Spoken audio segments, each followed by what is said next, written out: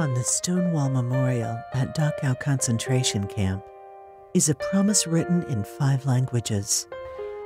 Yet in the decades since the Holocaust, in places from Bosnia to Cambodia to Darfur, genocide, ethnic cleansing, and other mass atrocities continue to occur. But there is one woman's voice that cannot be ignored. Through her artistry and activism, Mia Farrow has devoted her life to standing up against injustice and raising awareness of human rights abuses worldwide. Well, it makes me feel angry and upset in a world where we have so much, that we see such good people living under such circumstances.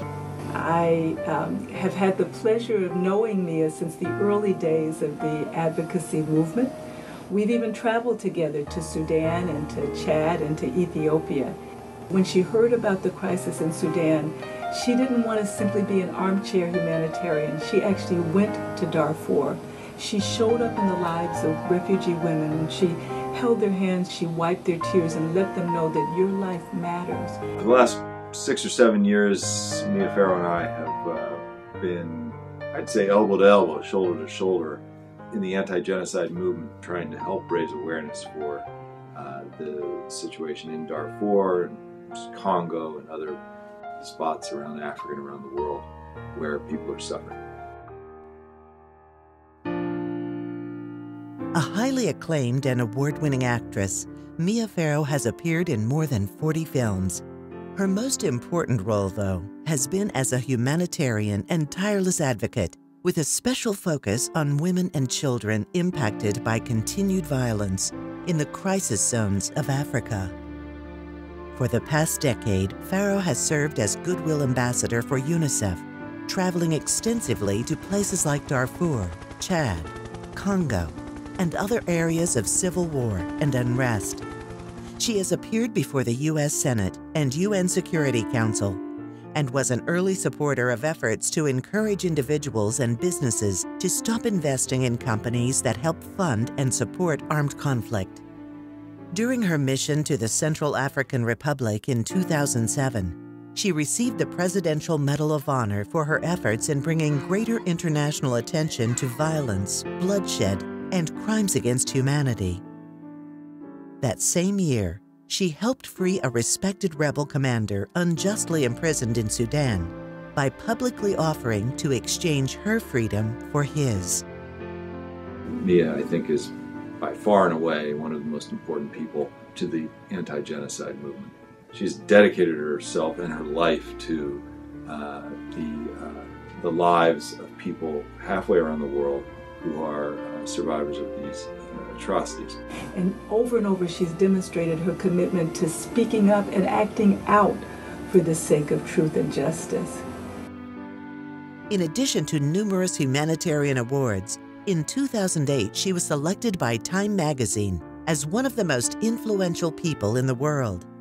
This year, Farrow was named one of Newsweek's top 150 women who shake the world.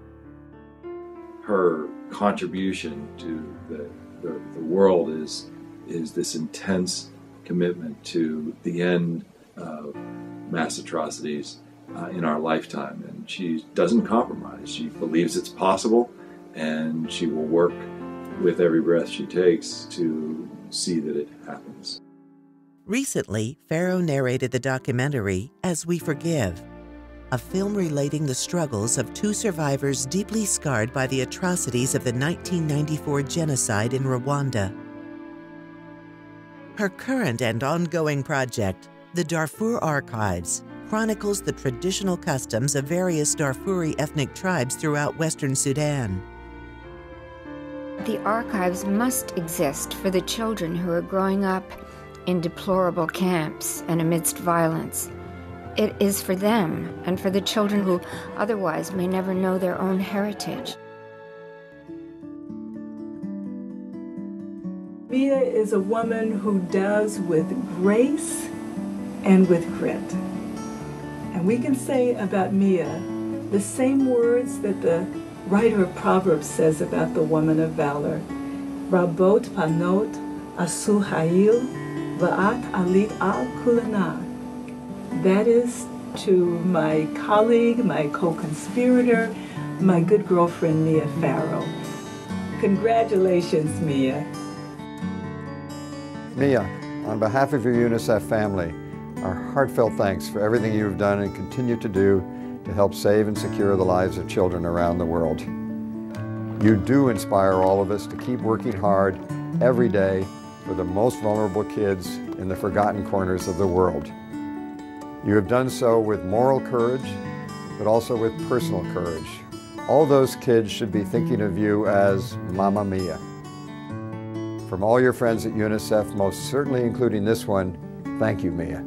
My dear friend Mia, congratulations on your award. I love that it's called the Moral Courage Award because the moral courage that you display in your unyielding determination to end genocide make you the perfect person to honor tonight and every night as we together struggle for a world free of genocide.